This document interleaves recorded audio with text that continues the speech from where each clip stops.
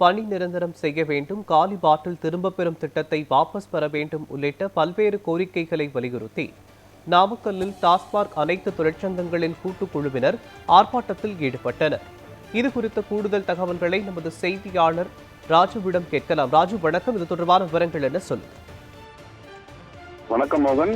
நாமக்கல் பூங்கா சாலையில் டாஸ்மாக் அனைத்து தொழிற்சங்கங்களின் கூட்டுக்குழுவினர் இன்று ஆர்ப்பாட்டத்தில் ஈடுபட்டனர்.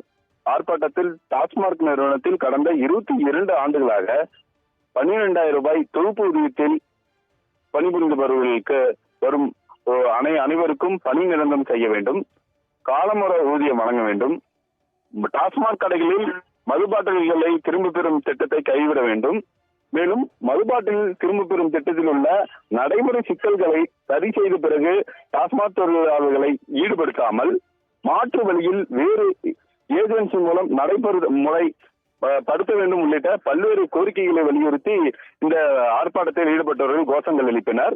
இந்த போராட்டத்தினால் அந்த பகுதியில் சிறிது நேரம் போக்குவரத்து பாதிப்பு ஏற்பட்டது. குறிப்பாக டாஸ்மாக் கடைகளில் பாட்டில் பிரச்சனையால் விற்பனையாளர்களுக்கும் அங்கு வரும் வாடிக்கையாளருக்கும் அவ்வப்போது வாக்குவாதம் ஏற்படுவதாகவும் குற்றச்சாட்டு எழுந்துள்ளது. இது போன்ற கோரிக்கைகளை அரசு உடனே நிவர்த்தி செய்ய வேண்டும் என ஆர்ப்பாட்டத்தில் ஈடுபட்டவர்கள் வலியுறுத்தினர். மோகன்,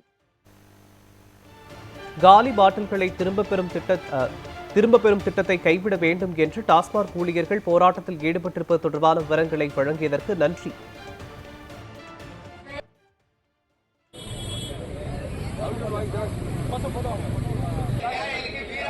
வீர வணக்கம்.